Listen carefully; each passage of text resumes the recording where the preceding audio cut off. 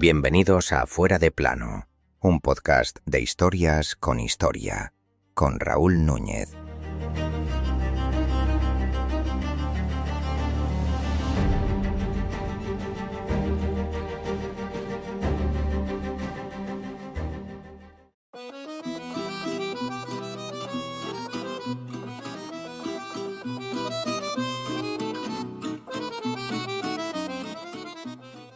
Imaginad por un momento el reality show más extremo, opulento y despiadado de toda la historia. Un recinto cerrado donde miles de personas conviven bajo un mismo techo. Están rodeados de pan de oro, mármoles traídos de los confines de toda Europa, techos pintados por los mejores maestros y espejos que reflejan riquezas incalculables. Pero tras ese brillo cegador hay intrigas de pasillo, puñaladas por la espalda, una falta de higiene que hoy nos revolvería el estómago y un frío en invierno que llegaba, por ejemplo, a congelar el vino en las copas. Un lugar donde el premio final no es un maletín con dinero, no, es el dudoso honor de sujetarle el candelabro a un hombre mientras se pone un camisón. Hoy vamos a hablar de cómo un niño aterrorizado que huía en mitad de la noche se convirtió en el monarca absoluto por excelencia. Y por supuesto, de cómo aquel 14 de mayo de 1643 subía al trono. Hoy vuelve a Fuera de Plano el rey de los reyes, el rey Sol, Luis XIV de Francia.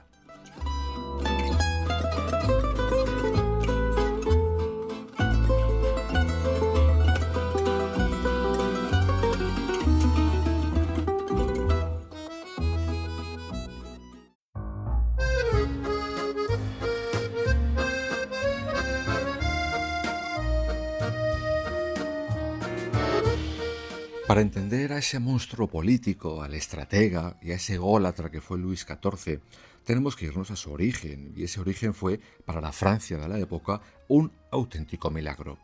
Y no es una forma de hablar, no. Luis XIII y su esposa, Ana de Austria, que por cierto no era austriaca, era infanta de España, hija de Felipe III, se detestaban, no se podían ni ver. Llevaban más de 20 años casados y apenas se hablaban, mucho menos iban a compartir lecho. Y sabéis, no hace falta que os lo diga yo, que si, por muy rey que seas, si no compartes el lecho, no hay heredero. La corona francesa estaba, por tanto, desesperada por tener a ese heredero. Y entonces intervino la meteorología. Sí, como lo oís. En diciembre del año 1637, una tormenta espantosa obligó a Luis XIII a cancelar su viaje y a refugiarse en el Palacio del Louvre, donde casualmente estaba la reina. No había ninguna otra habitación que no fuera esa preparada. Esa noche, el deber dinástico triunfó sobre la antipatía que sentían. 9 meses después, el 5 de septiembre de 1638, nacía nuestro protagonista de hoy. Le llamaron Louis Dieudonné, o Luis dado por Dios, más o menos. Era el salvador de la dinastía. El 14 de mayo del año 1643, cuando Luis apenas tenía 4 años, su padre muere de tuberculosis tras largos meses de agonía. El niño es levantado en brazos, mirado por decenas de cortesanos que inclinan la cabeza y de repente le sueltan que es el rey de Francia.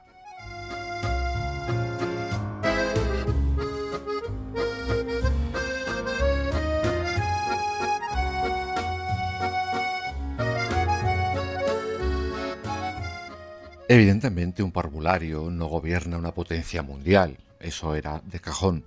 Su madre, Ana de Austria, asume por tanto la regencia. Y aquí entra en escena un personaje fundamental en la historia de Luis XIV, el cardenal Mazarino. Giulio Mazarino era un italiano astuto, seductor, un diplomático brillante que heredó el puesto del temible y ya visitado cardenal Richelieu.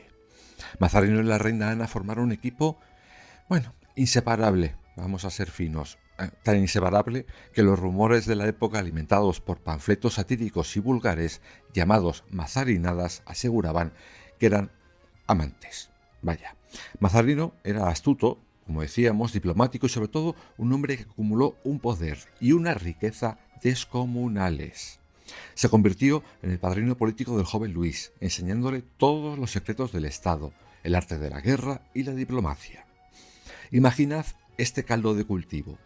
La nobleza francesa y el pueblo de París, que pagaban impuestos asfixiantes por la Guerra de los 30 años, veían cómo una reina española y un ministro italiano manejaban el país a su antojo, acumulando además una fortuna colosal.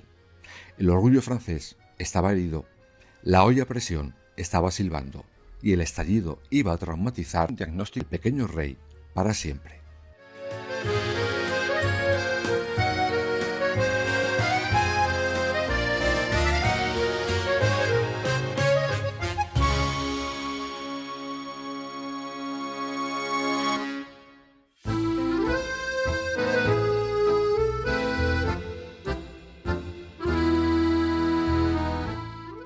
En este punto llegamos, por tanto, a la herida, vamos a decir, fundacional del futuro Luis XIV, el evento psicológico que explica toda su vida adulta. Se llama la Fronda, o el trauma de la Fronda, o la conspiración de la Fronda. Entre el año 1648 y 1653, Francia se rompió en pedazos. Front significa onda, el arma que usaban los sublevados en las calles de París para apedrear las ventanas de las casas de los partidarios de Mazarino. Lo que empezó como una protesta de magistrados por los impuestos se convirtió pronto en una guerra civil total cuando la alta nobleza, los príncipes de sangre, los tíos y primos del rey, vieron la oportunidad de recuperar el poder feudal que los monarcas absolutos anteriores les habían arrebatado. Para el joven Luis, esto no fue un debate político en un parlamento, fue el terror en estado puro. Para la historia, la rebelión de la Fronda fue un conflicto político y nobiliario entre los años 1648 y 1653. Para Luis XIV fue el trauma que forjó a un tirano. Imaginaos el contexto. Francia está arruinada. Llevan décadas metidos en la guerra de los 30 años. Para pagar a los soldados, el primer ministro, el odiado cardenal Mazarino, no deja de inventar una y otra vez impuesto tras impuesto. Mazarino es italiano, es inmensamente rico y los franceses lo ven como un parásito extranjero que ha embrujado a la reina madre. Y de repente, París estalla.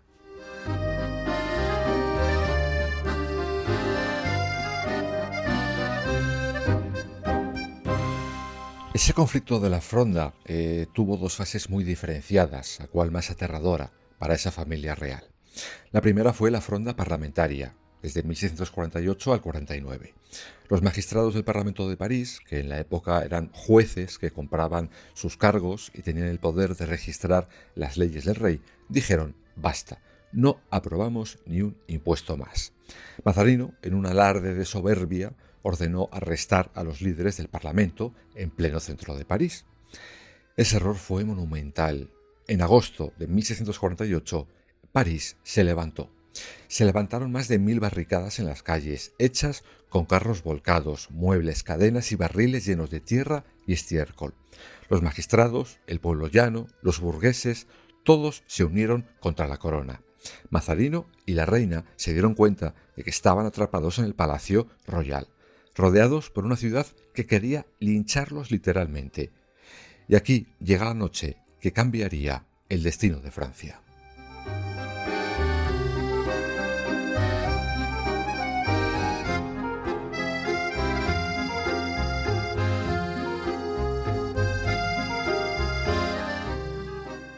Noche del 5 al 6 de enero de 1649.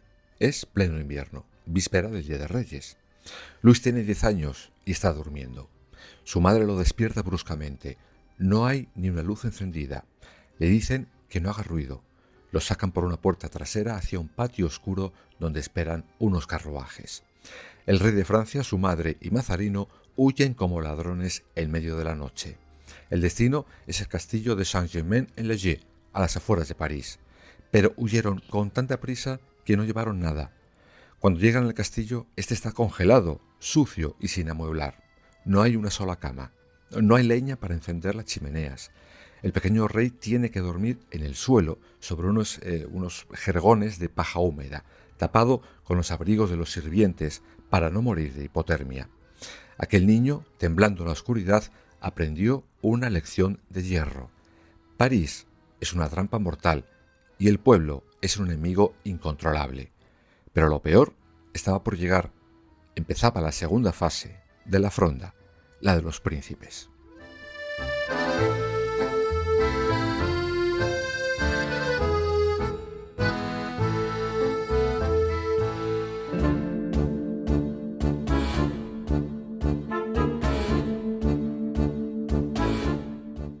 Si el pueblo rebelándose era malo, que se rebelara tu propia sangre era una traición imperdonable.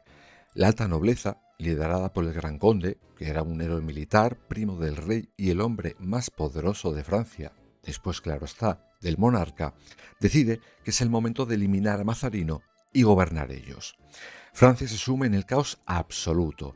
Ejércitos de nobles asolan las provincias quemando cosechas y masacrando campesinos. Las alianzas cambiaban, eso sí, cada semana. El que hoy era leal al rey mañana se unía a los rebeldes por dinero. Luis creció viendo a su madre llorar de impotencia, empeñando las joyas de la corona para pagar a mercenarios que protegieran sus vidas. Y en medio de todo ese caos se produjo el incidente más humillante de toda su vida.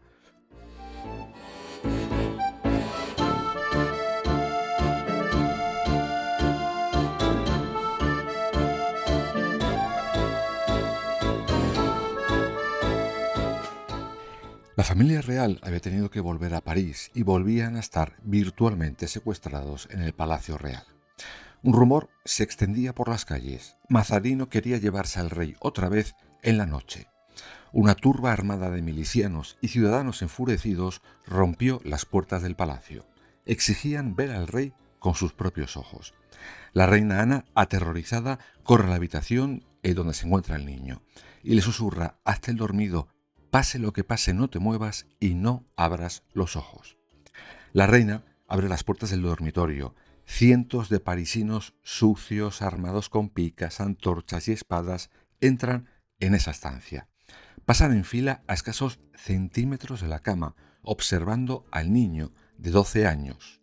Luis mantiene los ojos cerrados, con la respiración controlada, fingiendo un sueño pacífico, mientras por dentro el corazón latía tan fuerte que temía que lo escucharan. Aquellos hombres podían haberle asesinado allí mismo con un simple movimiento de muñeca.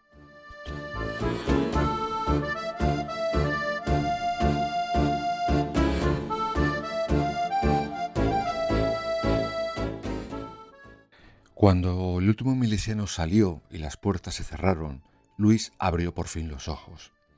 Ya no era un niño, no. El terror se había convertido en un odio glacial y calculador. Finalmente, en 1653, la Fronda colapsó. No porque el rey ganara militarmente, sino porque los nobles rebeldes estaban tan divididos y eran tan sumamente egoístas que acabaron traicionándose unos a otros. El país estaba exhausto. Cuando Luis XIV asume el poder absoluto años después, no mandará a ejecutar al Gran Conde ni a los líderes de esa Fronda. Hace algo mucho más sádico e inteligente. Los perdona, pero los encierra en una cárcel de oro llamada Versalles.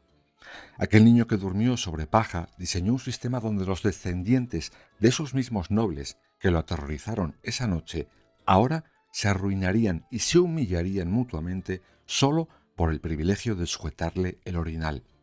La venganza se sirve fría y cubierta de diamantes. Aquel niño que apretaba los ojos bajo las sábanas juró dos cosas esa noche. La primera: París era una ciudad traidora, peligrosa y sucia. Nunca viviría en su centro. Segunda: la nobleza nunca, jamás volvería a tener poder para amenazarle. Les cortaría las garras, pero no con decapitaciones masivas, no, sino con la herramienta más sofisticada jamás inventada: el protocolo, el lujo y la dependencia.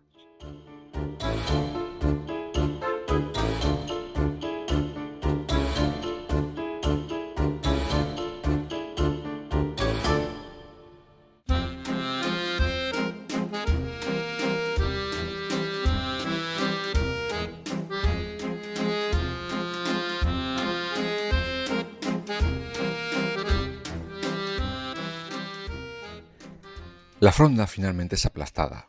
Luis crece, aprende a montar a caballo, a bailar. Dicen que era un bailarín excepcional, de hecho, y es coronado oficialmente en Reims en 1654. Pero Mazarino seguía moviendo los hilos. Luis respeta profundamente a su padrino político y espera su turno en la sombra. Ese turno llega el 9 de marzo de 1661. Mazarino muere, inmensamente rico e inmensamente odiado por muchos. Al día siguiente, los altos ministros del Consejo, hombres encorvados por décadas de burocracia, se acercan a un Luis de 22 años. Uno de ellos le pregunta: Majestad, ¿a quién debemos dirigirnos a partir de ahora para los asuntos de Estado, las firmas y las decisiones? Luis los mira con una frialdad pasmosa y pronuncia la frase que cambiaría la historia de Europa: a mí. Añadió además: les ruego y les ordeno, señores ministros, que no firmen nada, ni siquiera un pasaporte, sin mi orden. Nadie le creyó al principio, pensaban que el joven rey se aburriría pronto y volvería a la caza y a sus amantes. Pero no lo hizo. Trabajaba 8 horas diarias. Asumió el poder absoluto. El Estado pasó a ser, literalmente, él.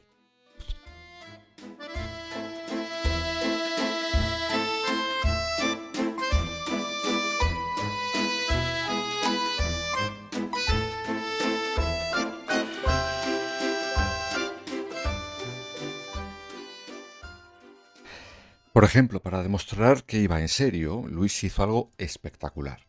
Su ministro de Finanzas, Nicolas Fouquet, era el hombre más rico de todo el reino. Fouquet cometió un error fatal. Invitó al rey a una fiesta en su nuevo e impresionante palacio de Vaux-le-Vicomte. Había fuentes, fuegos artificiales, vajillas de oro masivo. Bueno, Fouquet quería impresionar al rey. Lo que consiguió fue enfurecerlo. Luis vio que un súbdito brillaba más que el monarca. Semanas después, Fouquet fue arrestado por corrupción y encerrado de por vida. Luis entendió el poder de la imagen. Eligió como emblema el sol, Apolo, el astro que da vida, orden y regularidad, y en torno al cual giran todos los planetas. Pero Apolo necesitaba un Olimpo. Luis no quería quedarse en el viejo Louvre, no. Recordó un pequeño y modesto pabellón de caza de ladrillo que su padre tenía más o menos a unos 20 kilómetros de París, en una zona pantanosa, malsana y llena de mosquitos. Su nombre: Versalles.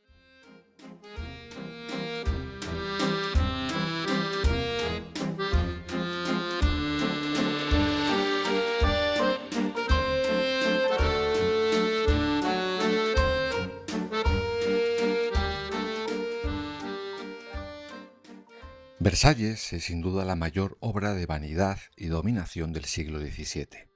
Para construir este coloso se acabaron con pantanos enteros, se desviaron ríos para alimentar sus miles de fuentes y murieron miles de obreros por malaria y otros accidentes.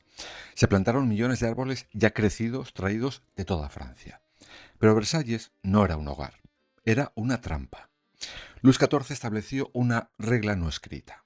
Si querías favores, dinero, cargos para tus hijos o pensiones, tenías que vivir en Versalles, bajo el ojo del rey. Obligó a la alta nobleza a abandonar sus castillos en las provincias y a mudarse a este gran hermano de lujo. En su época de máximo esplendor, Versalles albergaba entre 3.000 y 10.000 personas al día, y el rey diseñó una rutina milimétrica donde la privacidad no existía. La etiqueta era asfixiante. Ya lo hemos contado en la primera temporada, pero bueno, hacemos un pequeño recordatorio. El día empezaba con el famoso lever du roi, es decir, el despertar. Había un pequeño despertar donde solo entraban príncipes de sangre y favoritos privilegiados a ver al rey en la cama mientras le cambiaban la camisa sudada de la noche. Luego venía el gran despertar, donde entraban hasta 100 nobles. Discutían entre ellos por el honor de sostenerle la toalla, alcanzarle los zapatos de tacón rojo. Solo los nobles aprobados por el rey podían usar suelas rojas o simplemente verla afeitar. Luis controlaba todo a través del estatus. ¿Quién tenía derecho a sentarse en una silla con reposabrazos en presencia de la reina? Solo las duquesas. ¿Quién en un taburete? ¿Quién debía permanecer de pie? Los nobles se arruinaban comprando ropas de hilos de oro y jugando a las cartas en las fiestas nocturnas para encajar. Y un noble arruinado y obsesionado con si le dejan usar un taburete o no, es un noble que no tiene tiempo ni dinero para armar ejércitos contra el rey. Luis XIV domesticó a los lobos de la fronda, convirtiéndolos en perritos falderos.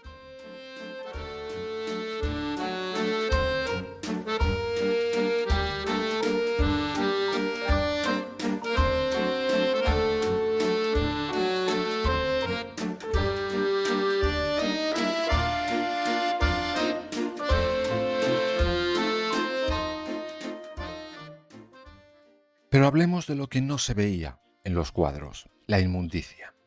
Imaginaos el lujo más desmedido conviviendo con la pestilencia más absoluta. Versalles no tenía baños públicos para esa multitud. ¿Qué hacían los nobles cuando sentían la llamada de la naturaleza en mitad de un baile? Pues lo hacían en las esquinas de los pasillos, detrás de las pesadas cortinas, bajo las escaleras de mármol o en los balcones. Los sirvientes pasaban una vez por semana a recoger, pero el olor impregnaba la madera y las telas. Las damas se desmayaban por el olor a peste. Para soportarlo, todos se bañaban en litros y litros y litros de perfumes almizclados y se aplicaban gruesas, muy gruesas capas de maquillaje blanco cargado de plomo que les corroía la piel y les picaba los dientes. Y hablando de problemas físicos, llegamos a la anécdota médica del siglo. El semidios, el rey Sol, era humano y bastante glotón, dicen. Se dice que en una cena normal se comía 4 platos de sopas distintas, un faisán entero, una perdiz, una gran ensalada, cordero asado, jamón, pasteles, frutas y huevos duros. Todo bien regado con champán. Esta dieta lo destrozó. Tuvo gota, perdió casi todos los dientes por los dulces y las malas praxis médicas. Por ejemplo, le arrancaron parte del paladar, por lo que a veces los líquidos le salían por la nariz al beber. Y padecía dolores estomacales terribles.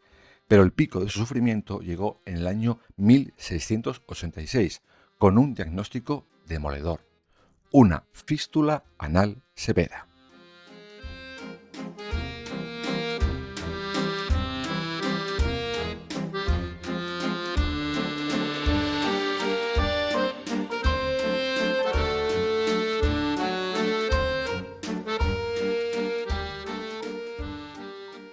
El monarca más poderoso del mundo no podía sentarse en su trono, ni montar a caballo, ni hacer sus necesidades sin llorar de dolor.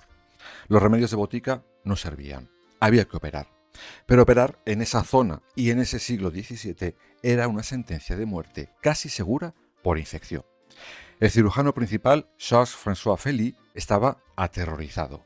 Si mataba al rey, lo ahorcarían. Así que Félix le pidió al rey unos meses para prepararse. ¿Qué hizo este? Ordenó traer a decenas de campesinos e indigentes de París que padecieran de fístulas y los operó en secreto para practicar. Muchos murieron, evidentemente, y fueron enterrados de madrugada. Finalmente, Félix diseñó un bisturí curvo especial, el bisturí real, y el 18 de noviembre de 1686 operó a Luis XIV, en vivo y sin anestesia. El rey lo soportó, con un estoicismo dicen que legendario, habría que verlo. La operación, eso sí, fue un éxito total. El rey se curó. Y aquí viene el rasgo de locura de Versalles. La adulación llegó a tal punto que tener una fístula anal se puso de moda. Nobles sanos acudían a los cirujanos pidiendo que les hicieran la operación del rey para demostrar su lealtad. Llevaban vendajes falsos y caminaban cojeando por el palacio. Todo era surrealista.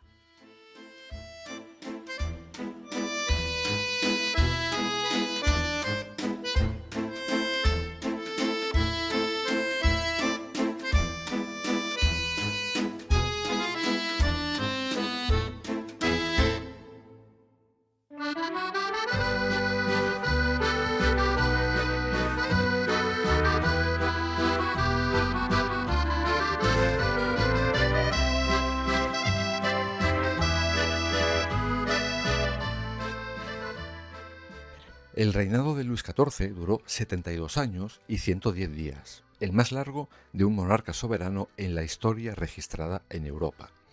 Pero hasta el sol tiene que ponerse. Los últimos años del Rey Sol fueron un crepúsculo oscuro, ya os los contamos, repito, en la primera temporada de Fuera de Plano. Francia estaba al borde de la bancarrota por sus guerras interminables.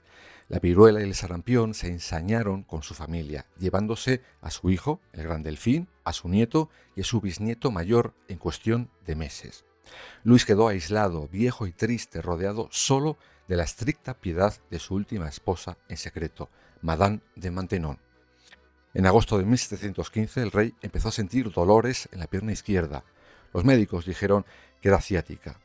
No, no lo era gangrena. Cuando se dieron cuenta, la pierna estaba negra y podrida. Le propusieron amputar. El anciano rey, coqueto hasta el final, eso sí, con 76 años, se negó.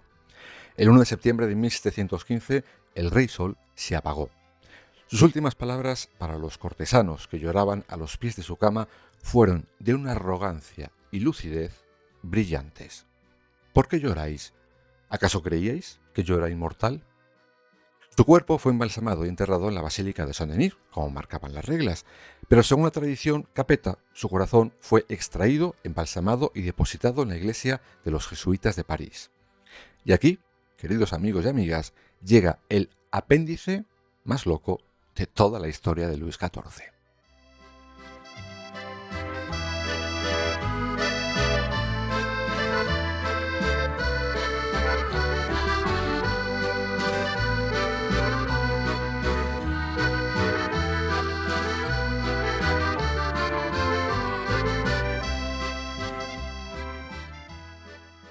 Avanzamos en el tiempo hasta el año 1789. En ese año, como sabéis, estalla la famosa Revolución Francesa. El pueblo odia todo lo que representa la monarquía absolutista inventada por Luis XIV. En su furia, asaltan conventos e iglesias y profanan las reliquias reales. El cofre, con el corazón momificado de Luis XIV, es saqueado. Pero el corazón no fue destruido. Terminó en manos de un pintor francés llamado Saint-Martin. En aquella época, los artistas compraban restos momificados y los molían para obtener un pigmento muy codiciado y resistente llamado marrón de momia, usado para pintar sombras. Así que parte del corazón de Luis XIV terminó probablemente pintado cuadros de paisajes del siglo XIX. Pero el corazón de Luis XIV tuvo otro destino. Terminó en Inglaterra, comprado por un noble británico, Lord Harcourt. Años más tarde, este lord recibió en su casa de campo a un invitado peculiar, el reverendo y geólogo William Buckland. Buckland era famoso por una excentricidad.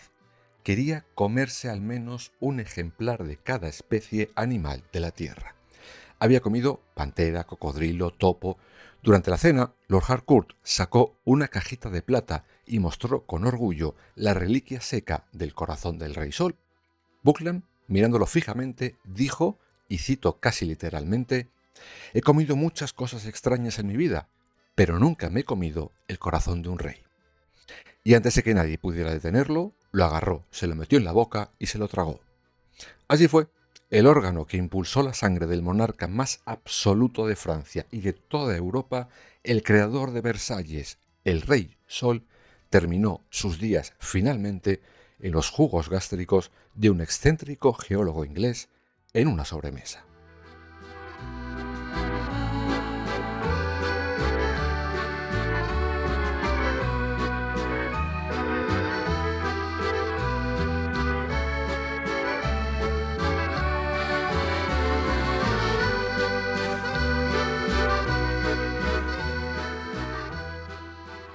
Luis XIV inventó el lujo tal y como lo conocemos hoy en día. Impulsó la moda francesa, la gastronomía, el arte, construyó el palacio más famoso del mundo, pero a cambio desangró a su país económicamente y dejó un modelo de absolutismo tan rígido que terminaría costándole la cabeza a su tataranieto Luis XVI bajo la cuchilla de la guillotina.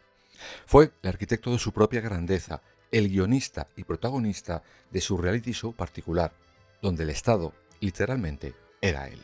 Si os ha gustado este viaje por los pasillos perfumados y malolientes de Versalles, no os olvidéis suscribiros a Fuera de Plano y compartirlo, porque la historia no es solo el pasado, es el mapa que usamos para no perdernos en el futuro.